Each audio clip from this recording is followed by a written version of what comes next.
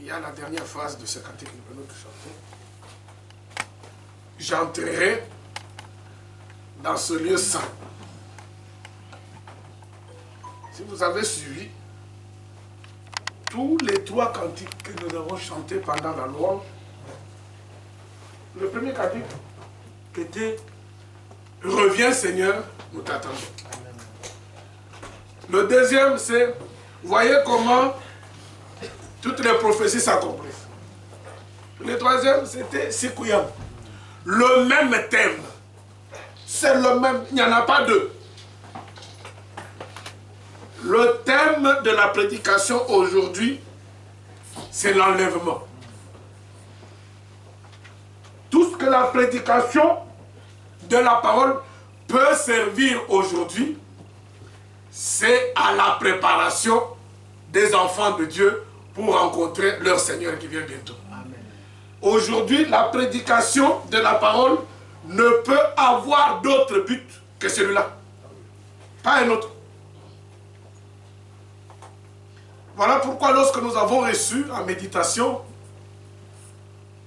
ce texte de 1 Thessaloniciens au chapitre 5, il y a un commentaire qui accompagnait ce texte qui disait « Seulement ceux qui seront prêts, ce sont ceux-là qui vont rencontrer le Seigneur. » Amen. Reviens Seigneur, nous t'attendons. Nous sommes fatigués de ce monde. Et puis voyez comment toutes choses, toutes les promesses s'accomplissent. C'est vrai. Dieu nous a fait la grâce de nous révéler sa parole, de nous donner sa lumière, pour que nous puissions par elle savoir quel temps nous sommes. Mais il ne suffit pas de savoir quel temps nous sommes. Ce qui est important, c'est, sachant quel temps nous sommes, on se prépare pour se conformer à ce temps. Parfois, vous voyez des gens, par exemple, des jeunes d'aujourd'hui, s'ils voient les vieux que nous sommes faire certaines choses, ils disent non, c'est déjà dépassé ça. On dit ce n'est pas dépassé. Maintenant, nous sommes à l'époque de... Ça veut dire, on veut nous demander, écoutez, mettez-vous à la page avec le moment maintenant. Pourquoi vous restez toujours accrochés à vos histoires du passé là? Maintenant, nous sommes à l'époque des gadgets. Nous étions hier à l'hôpital. Frère Ezeïe, c'est un malade mais, qui fait rire. Alors il dit que sa pesée, ce ne sait pas toute la journée ou combien d'heures qu'il est en train de chercher le Wi-Fi de l'hôpital. Et qu'il ne trouvait pas. Alors nous venons, nous nous asseyons, il dit, mais ces gens, depuis qu'ils sont à l'hôpital, je n'ai pas de Wi-Fi. Il prend son téléphone, il est à Johanna. Dans la seconde qui a suivi, la seconde, bam, le Wi-Fi était là. Je suis sûr que tous les enfants qui étaient là nous ont regardé et ont dit, t'es là bas vieux.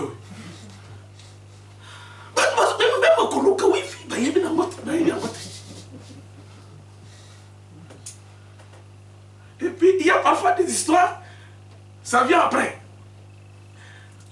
Sur Sarababundi, ce qui n'a pas d'accord, l'ongola, bar yani, yambet, les aïeux de l'autre côté. C'est qu'il y avait un rail ou pas. Ah! C'est pas de. Pas quand je vois là. Le bras gauche. Alors, bien ça, c'est tout ce que nous avons dit. T'as pas vieille. Ça veut dire que en fait, ce qu'on veut, c'est quoi? C'est dire, écoutez, ne restez pas collés dans votre passé. Hein. Venez, même si vous êtes vieux, maintenant c'est le moment de vous conformer quand même. Apprenez. Maintenant, quand la chanson dit, voyez comment toutes les prophéties s'accomplissent, il n'y a plus de temps. Je ne vois pas comment un chrétien peut lui traîner les pieds. Bon, moi aussi, j'ai dit aujourd'hui aux chrétiens, écoutez, confirmez-vous conformez-vous au temps que vous voyez. Oui. Soyez prêts. Pour que demain on vous dise pas, mais toi tu étais où? Quand on prêchait que l'enlèvement c'est pour bientôt, il faut être prêt. Toi tu étais où? Donc autant on nous fait la même observation dans les choses du monde, autant dans les choses de Dieu, il est temps que nous puissions nous mettre à la page. Pour que si le temps arrive, que nous soyons réellement prêts. Le Seigneur l'a dit, nous l'avons lu dans la parole d'introduction, lui-même vous sanctifiera. C'est bien écrit, vous sanctifiera corps, âme, pour l'avènement. Il y a un but pour l'avènement de notre Seigneur Jésus-Christ. Or, l'avènement, nous venons de chanter que les signes montrent que c'est bientôt. Mais alors, pourquoi vous dormez? Au lieu que nous puissions nous réveiller et nous préparer. Pour ceux qui étaient avec nous vendredi, nous sommes allés dans Matthieu au chapitre 25 pour voir comment les 10 vierges attendaient l'époux. Aujourd'hui, nous allons montrer que ce qui était dit dans 1 Thessaloniciens chapitre 5, ce qui est dit là-bas, que vous êtes des enfants de lumière, ne vivez pas dans les ténèbres, ne regardez pas ça comme des moments de la journée. Parce qu'il y a des gens qui se promènent et qui pensent, comme il est dit qu'au cri de minuit, on a dit, voici l'époux. Les gens pensent que l'enlèvement viendra la nuit. Parce que tout le temps on dit, dans les ténèbres, au cri de minuit, un cri, voici l'époux. Alors l'enlèvement ne viendra pas la nuit. L'enlèvement, on ne sait pas quand est-ce qu'il viendra. La nuit, le jour. Mais lorsque la parole de Dieu dit ténèbres, nuit, ça veut dire que l'enlèvement viendra lorsque le monde sera plongé dans le péché. Le péché, c'est la nuit, c'est les ténèbres. Voilà pourquoi dans 1 Thessaloniciens au chapitre 5, dès le départ, on nous dit, attention, le monde est dans les ténèbres, mais vous êtes des enfants de lumière, vivez dans la lumière, afin que ce jour, quand ça viendra, s'il peut surprendre les autres, mais qu'il ne vous surprenne pas vous. Parce que vous savez. Que le Seigneur vous bénisse richement. Amen. Nous allons nous lever et prendre Hébreux au chapitre 12.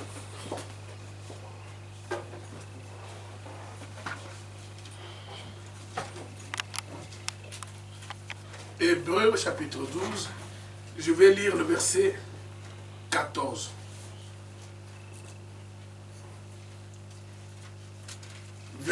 Hébreux au chapitre 12, verset 14. Recherchez la paix avec tous. Amen. Et la sanctification sans laquelle personne ne verra le Seigneur. Amen. Amen. Père Céleste, telle est ta parole qui est sortie de ta bouche. Et ce matin, tu veux la communiquer à tes enfants. Amen. Que ce soit moi, que ce soit eux, nous ne sommes rien devant toi, oh Dieu. Toi seul, lève-toi maintenant. Prends toute la place et parle à tes enfants. Amen. Non seulement que tu parles, mais que tu sois aussi en chacun de nous, afin qu'en écoutant ta parole, nous puissions, Seigneur, la comprendre de la bonne manière. Amen. Non pas comme étant la parole de l'homme, mais comme ce qu'elle est réellement, la parole de Dieu. Amen. Et ta parole ajoute qui produit son effet dans les cœurs de ceux qui la reçoivent. Amen. Que ceux qui la recevront ce matin, moi en premier, ô Dieu, que ta parole produise effectivement son effet. Afin, Seigneur, que nous en soyons fortifiés et que notre foi en soit enrichie. Bénis chacun de nous. Bénis ce moment au nom de notre Seigneur et Sauveur Jésus-Christ. Amen. Amen. Asseyons-nous, bien-aimés. Nous venons de l'entendre.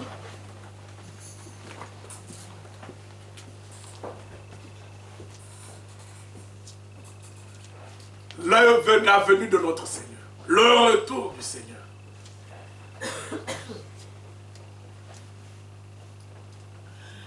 Recherchez la paix avec tous et la sanctification sans laquelle. Or, l'enlèvement, c'est exactement la rencontre avec le Seigneur. Parce que nous le verrons tel qu'il est. Pourquoi? Parce que nous serons semblables à lui. Mais la parole de Dieu nous dit, sans la sanctification, personne ne verra le Seigneur. Pourquoi? Parce que Dieu est saint. qui est impur ou souillé ne peut tenir en sa présence. Souvenez-vous que ce jour-là, dans le buisson ardent, Dieu était là. L'Éternel Jéhovah, le Dieu d'Israël, était dans le buisson ardent lorsqu'il est apparu à Moïse.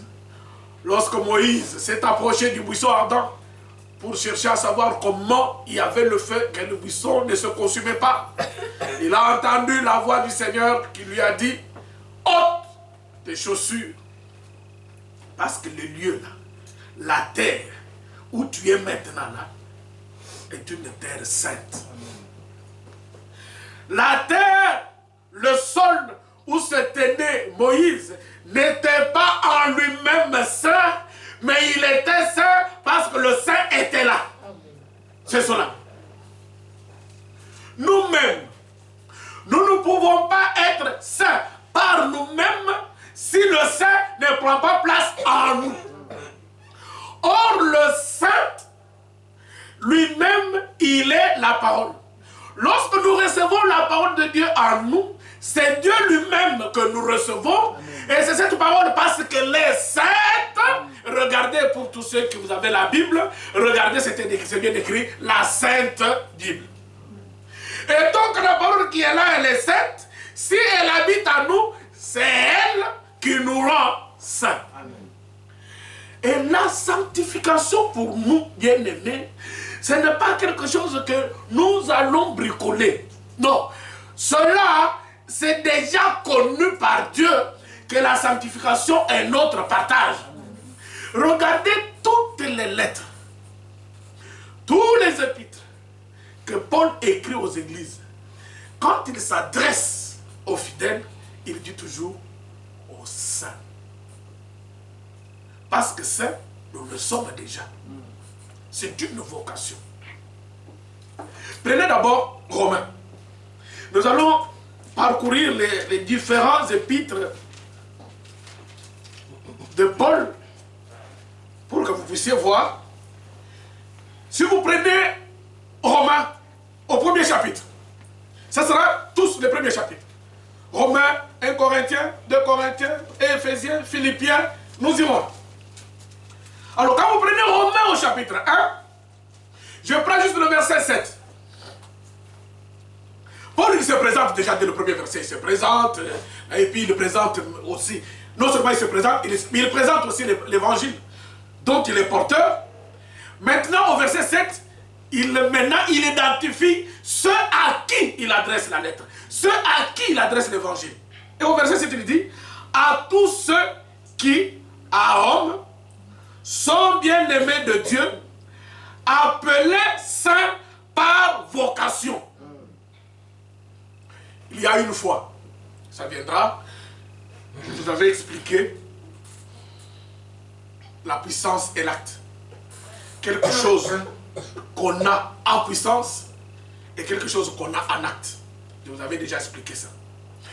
Quand on est saint par vocation, c'est on est saint en puissance. En fait, Dieu, en nous connaissant avant la fondation du monde, nous a déjà prédestinés à devenir saints. Amen. Donc, devenir saint, c'est déjà une vocation. Dès que nous avons reçu la parole de Dieu en nous, en fait, le processus de la sainteté prend forme parce que c'est ce à quoi nous sommes destinés. Nous sommes saints par vocation. C'est notre vocation, c'est ce à quoi nous tendons. Nous ne pouvons pas ne pas le faire parce que c'est notre vocation. Lorsque nous refusons cette vocation, nous allons à côté, nous n'atteindrons pas la sanctification. Nous ne l'atteindrons pas. 1 Corinthiens au chapitre 1.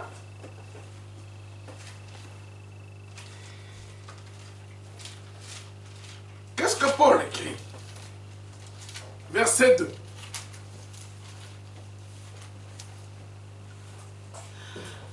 Il se présente au premier verset, au deuxième verset il dit, à l'église de Dieu qui est à Corinthe, maintenant écoutez très bien, à ceux qui ont été sanctifiés en Jésus-Christ, et il ajoute,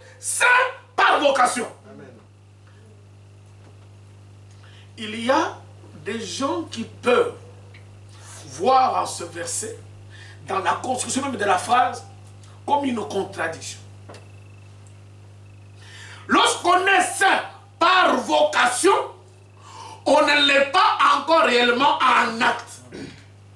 On est appelé à être saint. Mais Paul dit ceci. C'est merveilleux. Il s'adresse à ceux qui ont été déjà sanctifiés en Jésus-Christ. Amen. Déjà sanctifiés. Et il ajoute saint par vocation. Cela veut dire, frère, qu'à partir du sacrifice de Golgotha, nous sommes déjà saints. Maintenant, ce que nous devons vivre maintenant, c'est affermir cette vocation. C'est la réaliser réellement dans notre vie. Vous savez, il y a cette image que le frère Joseph Lilang, qu'il avait donnée, mais je vais vous l'expliquer bien. Frère, là où nous sommes maintenant, nous sommes déjà saints. Nous ne prions pas, nous ne venons pas au culte, nous n'entendons pas la parole de Dieu, nous n'écoutons pas la parole de Dieu et nous ne la mettons pas en pratique pour devenir saints. Non. Si vous faites ça, ça veut dire que vous n'êtes pas encore sauvés. Non, nous écoutons la parole de Dieu pour que notre sainteté s'accroisse. Ça veut dire ceci, que le chrétien, je l'ai déjà dit une fois, que le chrétien ne vit pas pour avoir la grâce. Non, le chrétien est dans la grâce et il vit pour grandir à l'intérieur de la grâce où il est déjà. Ça veut dire la sainteté, nous l'avons. Mais nous vivons la parole de Dieu pour l'affermir, la consolider en étant dedans. Ça veut dire quoi? Vous êtes un clochard. Je ne sais pas si vous êtes déjà passé à côté des clochards qui ont déjà fait des années sans se laver. La saleté est devenue comme des crottes pour les mamans qui préparent souvent les... Parce qu'il y a des gens qui aiment les arrières des riz dans la casserole. Quand vous avez préparé le riz, vous servez, il y a les trucs qui collent à la casserole en bas là. Il y a des gens qui aiment manger ça. Voilà. Maintenant, ce sont on dit des crottes, je ne sais pas. Maintenant, un clochard, des années qui ne s'est pas lavé, il a des crottes. Donc la saleté, nous quand nous l'avons, c'est pour enlever. Mais lui, ce sont des crottes. C'est-à-dire la saleté a même déjà eu des centimètres. Jamais.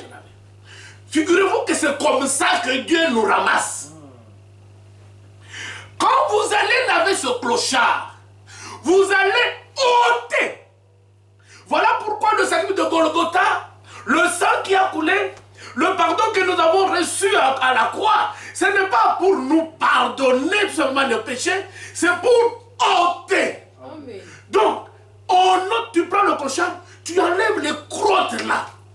C'est-à-dire là, vous n'avez pas besoin de prendre seulement le savon.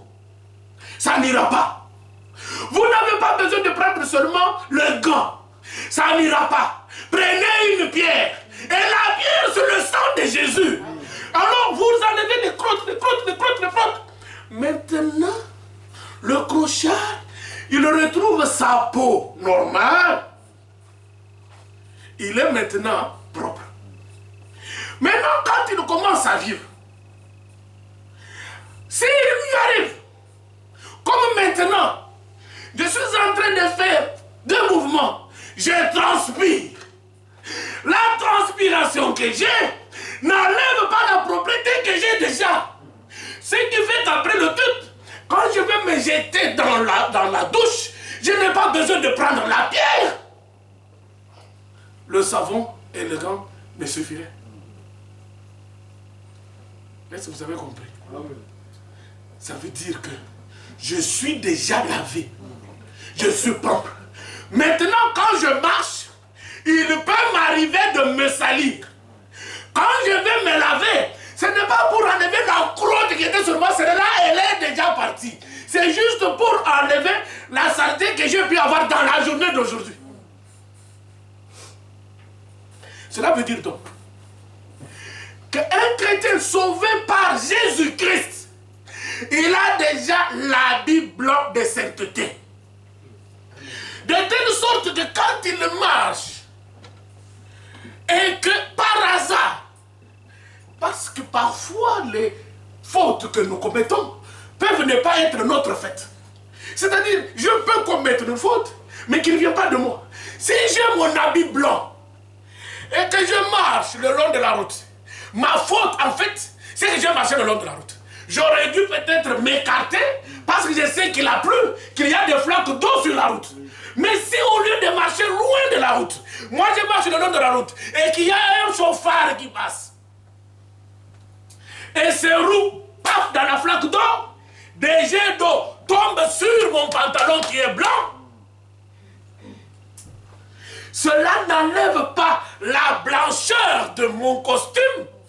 Mais quand je rentrerai chez moi à la maison, qu'est-ce que je vais faire? Je vais prendre mon pantalon pour le mettre dans la machine à laver, pour enlever ces traces-là. Mais le blanc, je l'ai déjà. Cela veut dire que chaque jour, quand nous examinons notre vie, et que nous venons au Seigneur, et que nous demandons pardon, c'est ça mettre notre habit qui a été sali dans la machine à laver. Mais l'habit blanc, nous l'avons déjà. Parce que Jésus ne retournera pas 2 fois à la croix pour ôter. Non, la racine du mal a déjà été ôtée. La racine a été ôtée. Maintenant, en marchant, il peut arriver de trébucher. C'est à ce moment-là que vous rentrez auprès du Seigneur pour dire « Ah, aujourd'hui on m'a sali, et aujourd'hui j'ai été sali. » Et il lave, et vous continuez le chemin avec votre habit blanc. C'est là, c'est ce que je veux dire. Que lorsque la Bible dit « Vous avez été sanctifiés », nous le sommes réellement. Alors désormais, faisons attention pour ne pas salir notre sainteté. C'est pourquoi le frère Langa disait, donc si je suis habillé en blanc, si je viens là, je prends mon mouchoir, j'essuie, et puis je m'assois. Donc cela veut dire maintenant que le chrétien, celui qui a reçu Jésus-Christ, quand il vit, il ne vit pas pour devenir saint, mais il vit pour ne pas salir sa sainteté. Maintenant, si vous avez compris maintenant, c'est cela.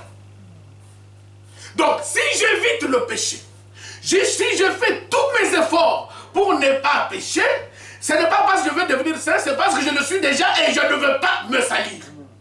Alors, comprenez qu'aujourd'hui, qu'en tant qu'enfant de Dieu, vous êtes déjà saint, vous êtes déjà propre.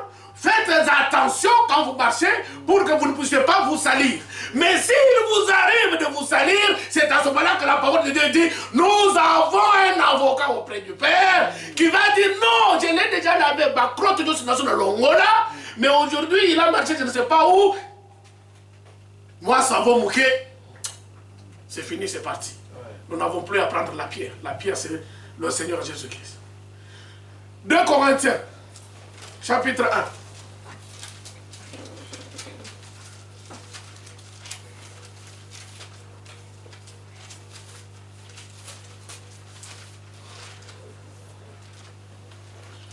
Chapitre 1, verset 1.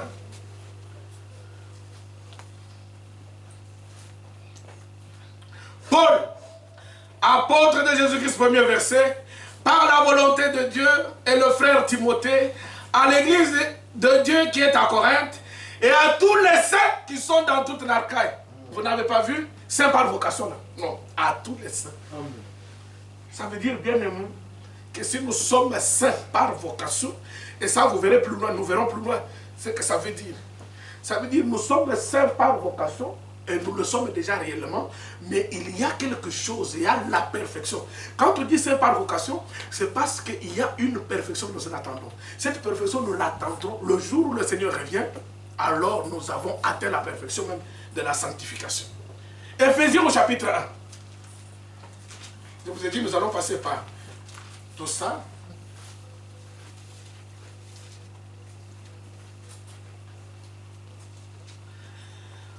Éphésiens chapitre 1, verset 1. Paul, apôtre de Jésus-Christ, par la volonté de Dieu, aux saints qui sont à Éphèse, aux fidèles en Jésus-Christ. saint. Toujours saint. Philippiens chapitre 1. Nous faisons la gymnastique. Verset 1. Paul et Timothée, serviteurs de Jésus-Christ, à tous les saints en Jésus-Christ qui sont à Philippe, aux évêques et aux diacres. Nous le sommes déjà. Amen. Et je termine par Colossiens 1, chapitre 1. Colossiens 1, verset 2. Je commence par le premier verset. Paul, apôtre de Jésus-Christ, par la volonté de Dieu, le frère Timothée, aux saints et fidèles frères qui sont à Colosse. Ça veut dire tout simplement que nous sommes saints effectivement. Maintenant, je vais pouvoir expliquer pourquoi Paul dit tantôt saint par vocation, tantôt saint normalement. Et ça, vous devez le comprendre en allant dans 1 Jean au chapitre 3. 1 Jean au chapitre 3, et nous allons le comprendre.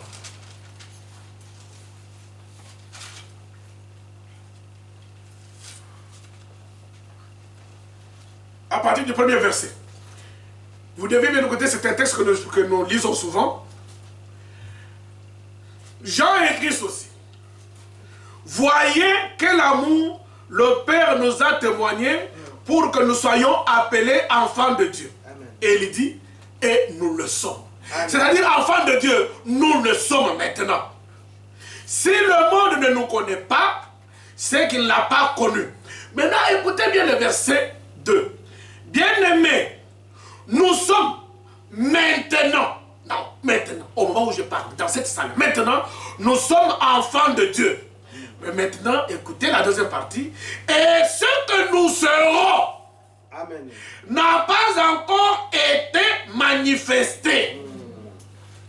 Donc, mais qu'est-ce que nous serons qui n'a pas encore été manifesté?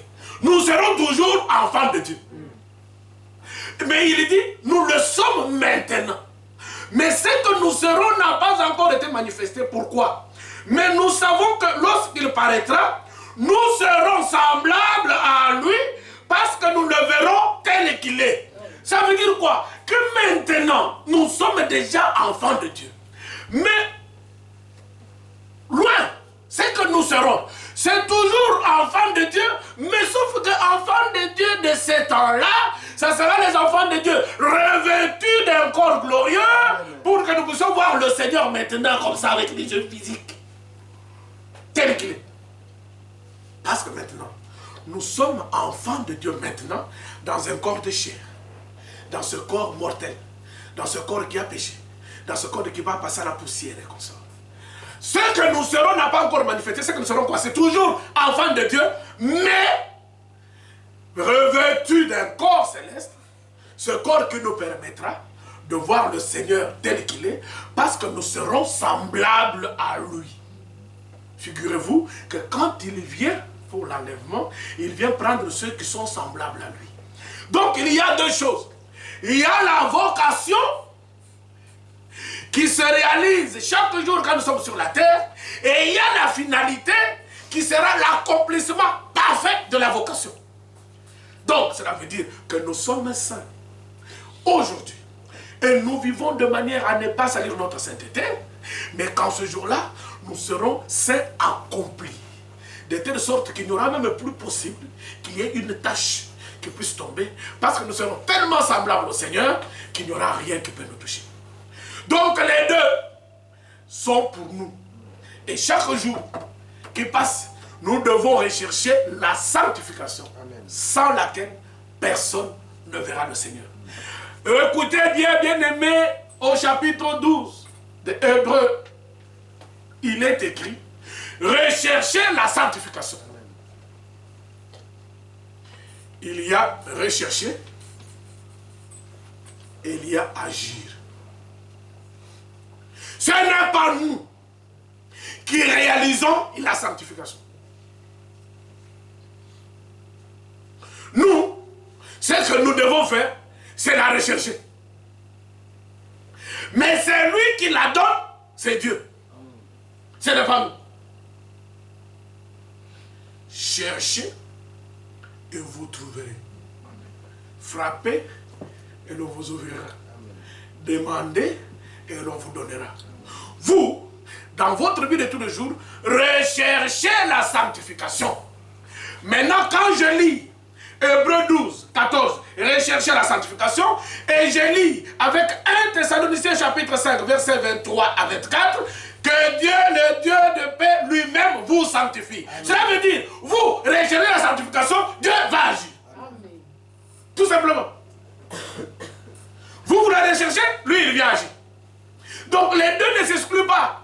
Recherchez et lui le fera. Et à ce moment-là, vous verrez que ça accomplit maintenant Jean 17, 17, que vous connaissez très bien. Jean au chapitre 17 s'accomplit là. Ça c'est un verset que vous devez bien connaître parce que c'est 17, 17, c'est fini. Vous n'avez qu'à retenir Jean et puis le reste c'est 17, 17. Qu'est-ce que le Seigneur Jésus dit, s'adressant au Père?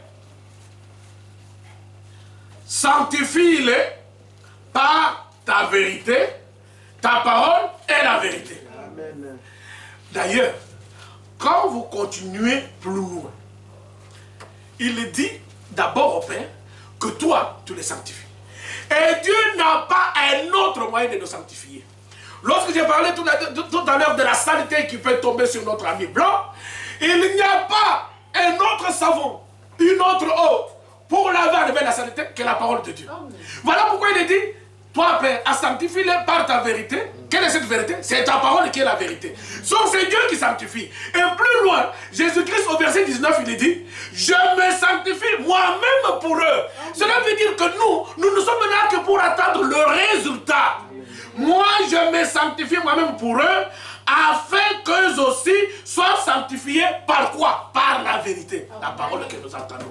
Lui, il se sanctifie, nous recevons la sanctification. Mais pour cela, nous devons la rechercher. La rechercher, c'est recevoir la parole de Dieu telle qu'elle sort là. Vous la recevez dans votre cœur et vous obéissez à cette parole. Dieu vient maintenant sur la parole et agit et vous donne la sanctification. Parce que vous l'avez recherché, parce que vous l'avez désiré. Vous ne pouvez pas recevoir ce que vous n'avez pas désiré. Faites de l'Éternel vos délices et il vous donnera ce que votre cœur désire. Amen. Mais alors, qu'est-ce que votre cœur désire? Si votre cœur désire les choses du monde, Dieu vous le donnera. J'ai déjà dit, frère, Dieu est un garçon sérieux. Dieu ne vous donnera pas au-delà de votre besoin. Si vous réduisez Dieu comme ça, il vous donnera comme ça. La seule chose que Dieu donne au-dessus, c'est lorsque vous cherchez le royaume des cieux. Amen. Et la justice du Père, la parole de Dieu par-dessus maintenant, il vous ajoute les choses du monde. Ah là, il peut vous ajouter ça, ce sont des valeurs, selon sa volonté. Mais la vie spirituelle, c'est ce que vous aurez cherché, que vous aurez. Si vous réduisez Dieu à ceci, il vous donnera à ceci. Mais si vous trouvez que Dieu est comme ça, comme parfois nous disons aussi, ah, cette maladie vraiment nanakobique, ça veut dire, tu as réduit Dieu au niveau où tu arrives à croire, est-ce que Dieu peut faire? Alors, dès que tu as, toi, pensé que Dieu peut être incapable, souvenez-vous que Abraham,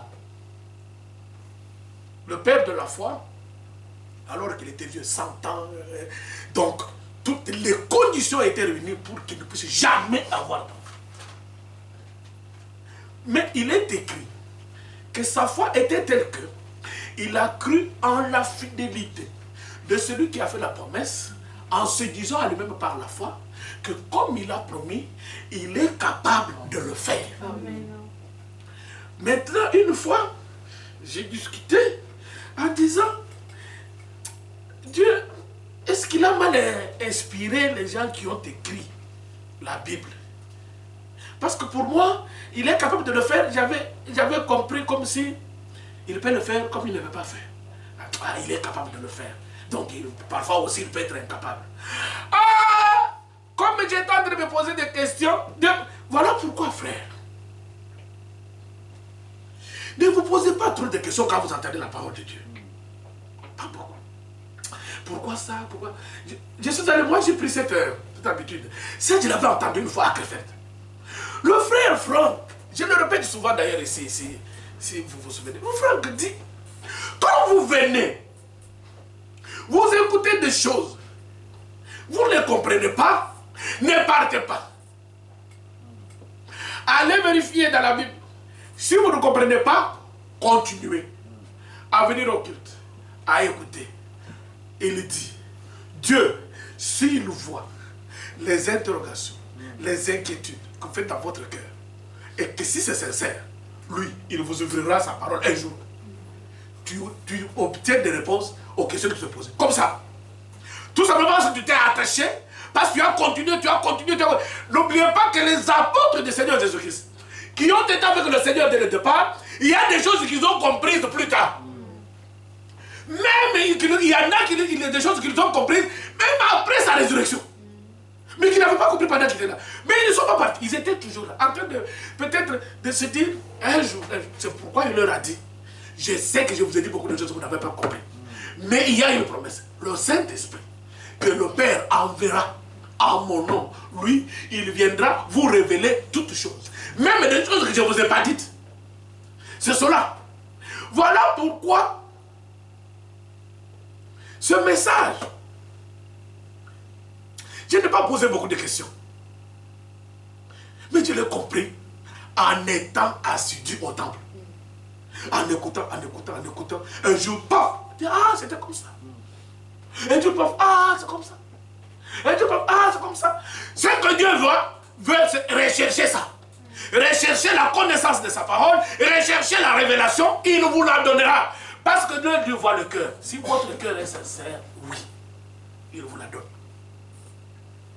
Alors, regardez que Jésus lui-même, il dit, je me sanctifie moi-même pour eux, pour qu'eux aussi soient sanctifiés par la vérité. Mais cette vérité, il faut qu'elle soit dans notre cœur. Amen. Il faudrait que nous puissions la recevoir. Et Dieu lui-même, il vient pour nous éclairer. Vendredi, j'ai parlé de la lumière. La lumière, c'est la parole de Dieu qui nous montre là où nous devons mettre nos pas. C'est ce que j'ai dit. Que quand les 5 vierges, les 10 vierges attendaient l'époux la nuit, et je vous ai dit, je suis à la page, hein, mais je vous parle quand même du passé, parce que les exemples du passé sont aussi nécessaires. Parce que dans la Bible, on parle du passé, on parle des lampes. Maintenant, vous avez des ampoules et consorts. Mais nous, c'était des lampes. Des bougies, des lampes et consorts. Alors, vous avez déjà vu des lampes tempêtes? Les lampes tempêtes, vous avez déjà vu ça? Qui a déjà vu lampe tempête? Ce sont les lampes tempêtes, voilà. Il y a quoi? Il y a des mèches. Le réservoir d'huile et comme ça. J'ai dit ceci. Nous, au village, comme on n'avait pas d'électricité, ça fait qu'avec des lampes tempêtes. Parfois, on mélangeait le diesel. Nous, on appelle ça diesel maintenant, mais nous, au village, on appelait mazout. Tu connais mazout, non? Mazout. Mazout. Parfois, il m'arrive à me dire, ah, frère, ta voiture, c'est quoi? Je dis mazout. On me dit mazout, c'est quoi? Je dis diesel. Mais nous, on connaît le mazout. C'est le mazout là. Parfois, il y a comme le pétrole, parfois, était cher. Parce que parmi les produits là, l'essence est plus cher, et puis le pétrole, et puis le mazout. Non. Maintenant, nous, on mettait le mazout dans la lampe. Et comme on n'a pas beaucoup d'argent pour le mazout bouquet, vous mélangez peut-être ça avec de l'huile aussi. Mais au village, quand vous dormez la nuit, ici, c'est plus facile. S'il y a quelque chose, tu te lèves comme ça, hop, interrupteur, ça s'allume. Mais la lampe, si tu l'as éteinte, Mouillé bien à côté. Boum, mouillé. Tu te réveilles où? Dans le noir. Parce que le gars le met. Le temps que tu mets. Moi, elle met là, j'ai mis où? Lui, il peut venir avec une lampe torche. Pendant que toi tu cherches les allumettes, il t'a déjà ébloui. C'est terminé. Et même si tu trouves des allumettes là, ouvre, prends une tige, c'est tard.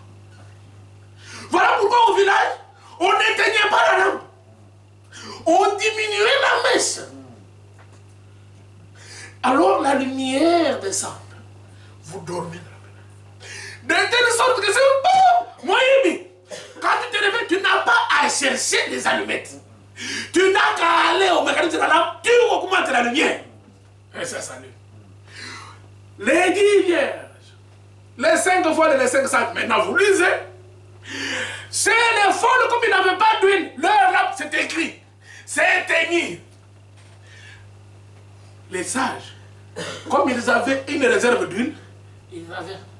Quand on a crié, voici l'époux, allez à sa rencontre, et ils se sont réveillés, pop, lumière. Les autres, donnez-nous. Non, il n'y a pas moyen.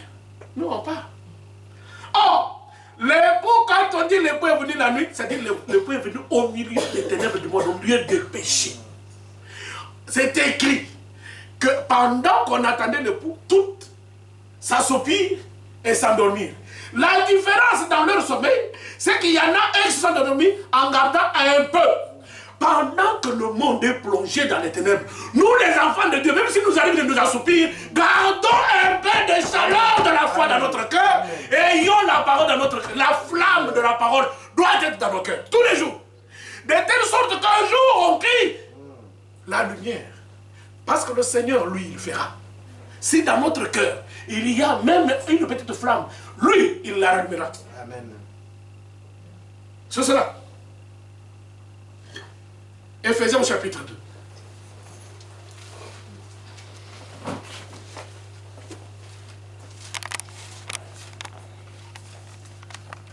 Éphésiens chapitre 2, verset 1.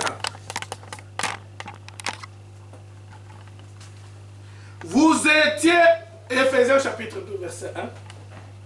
Vous étiez morts par vos offenses et par vos péchés. Morts.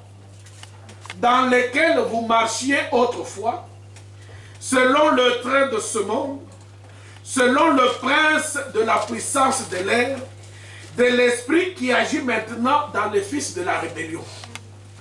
Et Paul l'admet, et nous l'admettons aussi, nous tous aussi, nous étions de leur nombre. Nous vivions autrefois selon les convoitises de notre chair, accomplissant les volontés de la chair et de nos pensées, et nous étions par nature des enfants de colère comme les autres. Mais Dieu, qui est riche en miséricorde, à cause du grand amour dont il nous a aimés, nous qui étions morts par nos offenses, nous a rendus vivants avec Christ. Lui-même, sans nous. C'est pourquoi entre parenthèses c'est écrit, c'est par grâce que vous êtes sauvés. Il nous a ressuscités ensemble et nous a fait ensemble et nous a fait asseoir ensemble dans les lieux célestes en Jésus-Christ. Je m'arrête là, d'abord, avant de continuer. Ah! Vous et moi, nous sommes sur la terre, là maintenant. Nous sommes à Champigny, sur Yonne, dans cette salle. Comment la parole de Dieu dit que Dieu nous a ressuscités, il nous a fait asseoir dans les lieux célestes avec Jésus-Christ. Est-ce que nous sommes dans les lieux célestes maintenant? C'est pourquoi je vous disais tout à l'heure, ce qu'on appelle le saint par vocation est saint réellement. Frère, on dit ceci. Là où se trouve ton trésor, c'est là où se trouve ton cœur. Si tu es ressuscité avec Christ, et Christ a dit, je m'en vais vous préparer une place, afin que là où je suis, vous y serez aussi, vous soyez aussi, et je viendrai vous chercher. Cela veut dire que nos pensées, nous sommes déjà là avec lui. Amen. Maintenant, nous attendons seulement que ça s'accomplisse. Posez la question à toutes nos sœurs, parce que nous, il y a des regroupements familiales maintenant qui se font. C'est la femme qui vient, et puis qui fait venir l'homme et les enfants. Ok, c'est moi qui parle, et toi tu me suivras. Maintenant, posez la question à nos sœurs ici. À la sœur Sarah, à Maman Marie, à la sœur Denise, à Micheline. Quand l'homme est venu ici, et les enfants, le cœur était où? Il y en a qui ont vécu l'Europe avant d'être en Europe. À Kekuna, il y en a même qui n'ont même pas attendu le repas familial. N'a causé le repas familial. Et ça vous l'a eu. Moi je prends le cycle court. La quoi n'a rapport. La Kandi. Comment toi tu peux venir comme ça? Il dit oui, je suis venu. Il dit mais il fallait attendre le repas familial. Je n'attends pas. Mon mari est ici, pourquoi vous voulez que j'attende? Ça j'aime. Donc pendant que vous êtes au Congo, là, le mari est ici. On fait des démarches pour le repas familial. En fait, quand tu te promènes dans les rues de Kinshasa, là, tu n'y es plus. Quand ton mari te dit, voilà, je suis sorti, je suis en train d'aller à Champigny. Si je vous pose la question, c'est sûr que vous aviez l'image de Champigny avant de venir. Vous l'aviez. Une fois, j'appelle ma femme et je dis, bon, mais je vais aller voir le cousin en Belgique, à Anvers. Elle dit, ah, d'accord. Je lui dis, quand je vais arriver en Belgique, je t'appellerai pour dire que je suis arrivé. Alors, comme à Kinshasa, pour eux, Paris, Belgique, alors, à Ozomonango, mon fils. Quand je prends le train, je lui dis, bon, je suis dans le train, dans lequel? TGV. TGV, c'est 300 à l'heure. 1 heure plus 1. Quelque temps après, je suis en Anvers. On va avec, on était, ah non, je suis allé chez mon cousin. Paf, dit, donne-moi le téléphone. J'appelle maman Denise. Maman Denise, je viens d'arriver en Anvers. De quoi? Quand c'est quoi? Mais c'est sûr que quand elle est restée, elle a fait boule dans mon tout. Elle a dit, ah, c'est que Paris, on a bu. Ah, ça, vous n'êtes là, pendant que vous étiez là, vous avez déjà vu comment elle est. Ce qui fait que si vous aimez le Christ et vous aimez les lieux qu'il est allé préparer pour nous, ça veut dire, pendant ce que nous sommes en train de faire maintenant là, ce sont les démarches qu'on faisait pour le repas familial. C'est ce que nous sommes en train de faire. Les démarches qu'on faisait pendant ce temps, on a déjà il n'y a pas de problème. Peut-être en venant, tu as vu les choses autrement que ce que tu pensais. Mais au moins, tu y as vu. C'est pourquoi il est dit que nous le verrons tel qu'il est. C'est-à-dire, au commun de France, en Gondengezali. Mais en attendant, au sommet de Kiamou déjà. Est-ce que là où nous sommes maintenant, est-ce que nous nous sommes déjà transportés dans notre esprit pour être là? Et ça, Dieu l'a déjà fait. Voilà pourquoi il dit, il nous a ressuscités ensemble et nous a fait asseoir ensemble dans le lieu céleste en Jésus-Christ. Et là, ce qui nous rassure, ce n'est pas seulement l'exemple que je vous donne, qui est physique, mais c'est parce que Dieu, qui nous a connus d'avance, et là je vous ramène dans Romains au chapitre 8, c'est qu'il a connus d'avance, il les a aussi prédestinés à être semblables à son Fils, et ceux qu'il a prédestinés, il les a aussi appelés, et ceux qu'il a appelés, il les a aussi justifiés, et ceux qu'il a justifiés, il les a glorifiés. Cela veut dire que même si je suis en train de marcher sur cette terre physiquement, mais pour Dieu, je suis déjà là avec Jésus-Christ.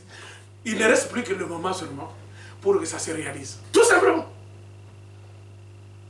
Pour tout celui qui a cru au sacrifice de Golgotha et qui croit réellement qu'il est enfant de Dieu, né de nouveau, il peut déjà se dire pendant qu'il marche sur la terre qu'il est déjà au ciel. Mais nous attendons seulement ce jour-là. Pourquoi Dieu a fait cela? Afin de montrer dans les siècles à venir l'infinie richesse de sa grâce par sa bonté envers nous en Jésus-Christ. Maintenant, écoutez le verset 8. Car c'est par la grâce que vous êtes sauvés par le moyen de la foi, et cela ne vient pas de vous, c'est le don de Dieu. Amen. 1 Thessaloniciens au chapitre 5, verset 24, c'est Dieu qui le fera. Ce n'est point par les œuvres afin que personne ne se glorifie. Maintenant, il est en train de poursuivre le verset 10. Car nous sommes son ouvrage, ayant été créés en Jésus-Christ pour des bonnes œuvres que nous n'allons pas nous-mêmes créer, que nous n'allons pas nous-mêmes chercher, que nous n'allons pas nous-mêmes déterminer, mais que Dieu lui a préparé d'avance afin que nous les pratiquions.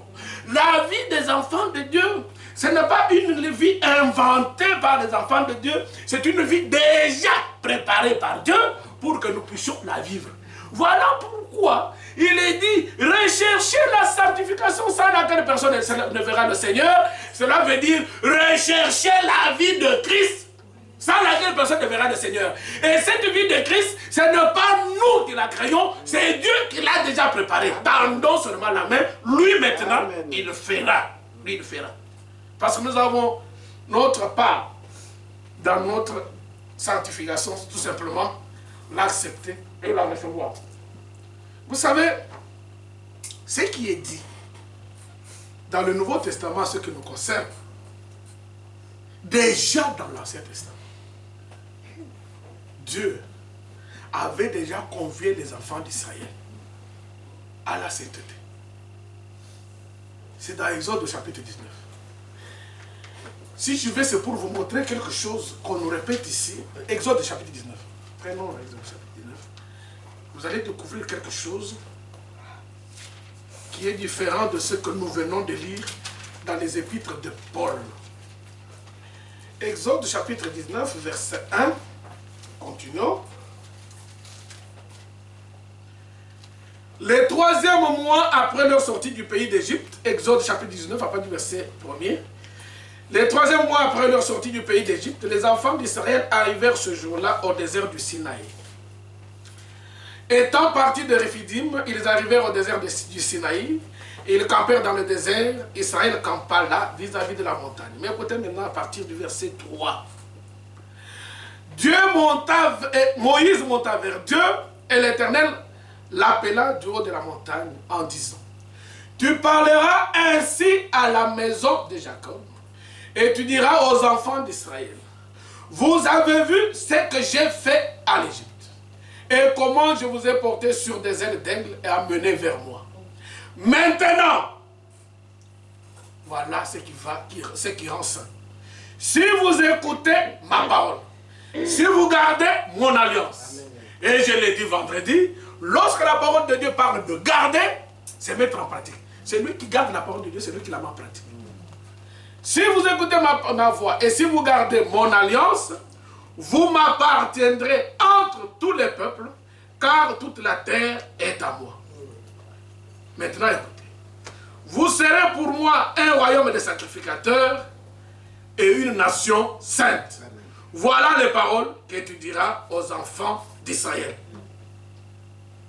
Je ne sais pas si vous avez vu quelque chose. Le verset 6 de Exode 19, parlant des enfants d'Israël, parle d'une nation sainte.